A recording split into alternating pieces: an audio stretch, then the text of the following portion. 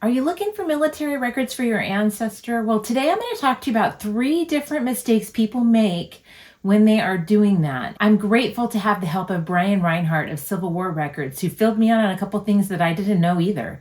So today we're going to talk about 3 things. First, we're going to talk about what happens when you have a pension card. Can you take it to the bank and get your pension record with that card? Well, it depends on the card.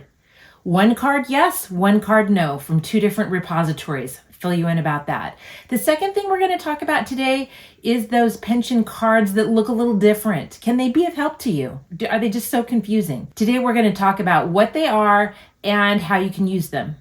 And finally, we're going to talk about what if you find your ancestor in a draft registration? Is there more to find? Things to be aware of about those Civil War draft registrations. I'm Aimee Cross, and I want to help you take your genealogy to the next level. So let's start with those 2 different pension cards. Seems weird, right? That you have one pension card that will work and one pension card that won't. How are they different? We're talking about my preparation for going to the National Archives. I was so excited about that, and he gave me these tips. But these actually apply whether or not you're going in person yourself, because if you're hiring somebody else, you don't want to have them take up their time doing something that you can do at home. So check this out. Go prepared with the actual pension card image. The reason for that is because sometimes you may have inadvertently typed that number wrong. You want to take advantage of the time you have at the archives and not be fumbling around looking for all this stuff online. Come prepared with the pension card from Ancestry or FamilySearch, but not Fold 3. Why is that? So there's 2 different versions of those pension cards that are out there. Fold 3 has one on their site, Ancestry has one on their site, and I believe FamilySearch has the same ones that Ancestry does. They're going to be identical, except for the fact that occasionally you get one that has an extra file number at the bottom called an XC number. And if there's an XC number at the bottom of the card, that is the number that you need to request that file. The catch is, though, Fold 3 usually does not include that number. Okay. You may have all these numbers written out, but if you're missing that final number, you're going to request it exactly like that pension card says, but you're still not going to get the file because you're missing that one last number. Good to know. That's not always the case, but if there is that extra number, Ancestry will have it. Fold 3 probably won't. Oh, that's really interesting. Okay. A lot of times the soldiers in the Spanish-American War, they are going to have that extra number at the bottom of the card. The reason there's that extra number, kind of a long explanation, but pension files that were active into the mid to late 1920s or later kind of all got absorbed. The Pension Bureau was realizing we don't need to have an entire government agency to handle this anymore. A lot of these soldiers are dying out. They turned over all those active pension files to the VA. Veterans Affairs. The VA renumbered them with that extra number at the bottom, and they got classified with that number instead. And so because of that, a lot of the Spanish-American War soldiers were still alive in 1920s and 1930s. A lot of them got that extra number. Okay. If you got a Civil War soldier or a widow that lived a long time, you may want to take a double check and see if they have that extra number at the bottom as well. All right, so what about cards with all those numbers on them? They look a little weird. Are they useful? Why are they the way that they are? Let's hear about that. So could you tell us, when people see this card, can you tell us what they're looking at? Sure. I have a blog entry about this question because I get this question a lot. So you're welcome to look on there if you want to read more about it.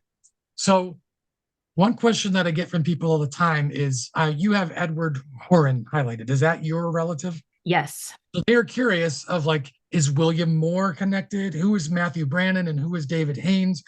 Why are they listed as a dependent of him? You see on the side, it says invalid and it says dependent. There are 2 categories of pensions. There's the invalid pension, and then there's the dependent pensions, which would be like a widow or a child, or in some cases, a parent. When the soldier died, whoever was dependent on that soldier could apply for a pension. Let's say that the soldier applied for his pension on his own behalf. When they applied, they would get an original number. If they were approved, they were given a certificate number. So these 4 men are not connected in any way, except for the fact that all 4 of them at one point in their pension application process had the number 385435. Okay. So in this case, William Moore, when he applied for his invalid pension, you see on the side it says original. Mm-hmm. That was his application number that he was given right off the bat. Oh, and then you see the certificate number underneath his name. Yeah. Okay. Edward Horan, when he applied for his invalid pension, was given an original number which we don't know. When it was approved, he got a new number for his certificate number, which was 385435. All right. Now, what about the guy that we find in Civil War draft records, but we don't find any other Civil War records for him? Yes, it's possible that he may have served, but listen to what Brian has to say about that. This is a question that I get probably on a weekly basis.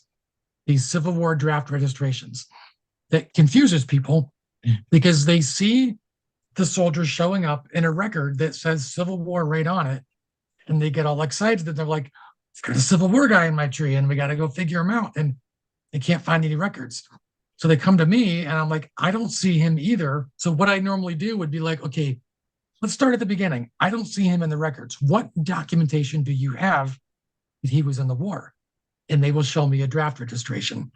And I think you kind of already hit on it, that there's a good chance that maybe he wasn't drafted. Right. Because all that is a list of men that were eligible to be drafted, but we don't know if they were drafted or not. I think one of the things that happens, particularly with the Civil War, is that people think everybody fought, right?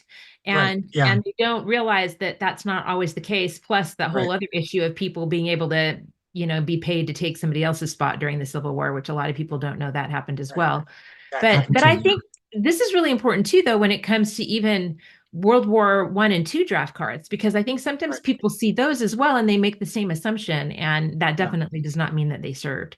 So, okay, so that's a good one. So if I'm not finding any other records indicating this guy served, like if I don't find him in the 1890 military, whatever census, or if I don't find him listed with a check mark that he served in the military on a census record, or no other pensions or anything else, then I can pretty well assume that he didn't, and that was just his draft card. I'd like to thank Brian for doing this. This was so helpful for me, and I'm sure for you. So now you're going to be better prepared in order to find the military records of your ancestors. Brian's information is right up there if you'd like to take a look at that, if you'd like to reach out to him to help you get your records, or you might want to check out this other video that we did together that could be really helpful for you.